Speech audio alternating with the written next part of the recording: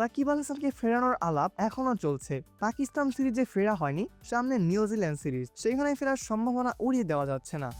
যদিও জাতীয় দলের ক্রিকেটারদের নিয়ে চলমান ট্রেনিং ক্যাম্পে নেই সাকিবের নাম, থাকবেনই বা কিভাবে, এখনো যে দেশেই আসা হয়নি। তবে সাকিব আসবেন, তাহলে তিনি ফিট হয়েই আসবেন, বিশ্বাস ট্রেনার ইফতিখার রহমান ইফতির। সাকিবের ফিটনেস নিয়ে আপাতত কোনো ভাবনা নেই তার, তবে বিশ্বাস সাকিব ফিট রয়েছেন। ইফতি বলেন, জাতীয় দল এমন এক প্ল্যাটফর্ম, যখন যে খেলোয়াড় আসবে তাদের নিয়ে ট্রেনিং করব, তবে কোন কোন খেলোয়াড় আসছে তাদের আমরা প্ল্যান দেই। সাকিবের ইস্যু ন্যাশনাল ইস্যু, সাকিবকে নিয়ে এখনো পরিকল্পনা আমার তরফ থেকে এখনো সাজাতে পারিনি। সে যখন দেশে আসবে, বিসিবি মনে করবে সে খেলতে প্রস্তুত, তখন তাকে নিয়ে আমি প্ল্যান করব।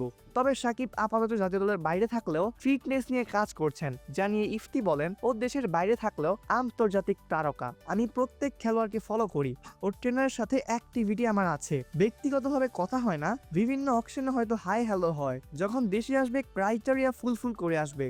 ইফতি আরো বলেন, মনিটরিং করার বিষয়, তবে সে এখানে থাকলে যে মনিটর করব এর চেয়ে বেশি মনিটরিং সে আছে। ক্রিকেটাররা এখন খাবার সম্পর্কেও সচেতন, ট্রেনার ফিজিওর সাথে টাচে থাকে, কারো অধীনে থাকে। সাকিবের ব্যক্তিগত ফিটনেস ট্রেনার আছে, ফিজিও পুষ্টিবিদ আছে, আমার মনে হয় না ওর ফ্যাসিলিটি কম পাচ্ছে। অপূর্ব দাস, প্লেভাস নিউজ।